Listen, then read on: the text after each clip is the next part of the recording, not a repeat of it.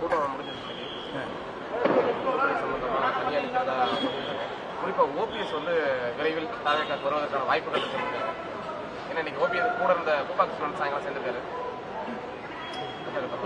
வந்து நம்முடைய தலைவர் இன்று செயல் வீரர் கூட்டத்தில்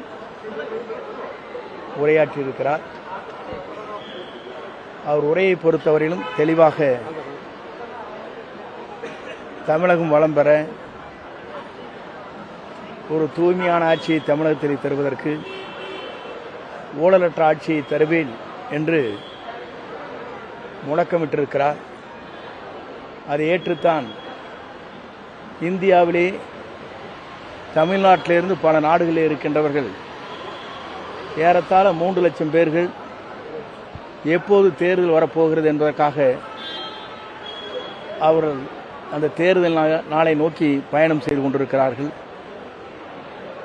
அந்த தேர்தல் நாள் அறிவித்துடனேயே 3 லட்சம் பேர் தமிழ்நாட்டில் இருக்கின்றவர்கள் பல்வேறு மேலை நாடுகளில் இருக்கின்றவர்கள் இங்கே வருகை தந்து வாக்களிக்க இருக்கிறார்கள். இது உலக வரலாற்றில் நம்முடைய தலைவர் ஒருவருக்கு மட்டும்தான் அந்த புகழ் இருக்கிறது என்பதை மகிழ்ச்சியோடு தெரிவித்துக் கொள்கிறேன். நன்றி, வணக்கம்.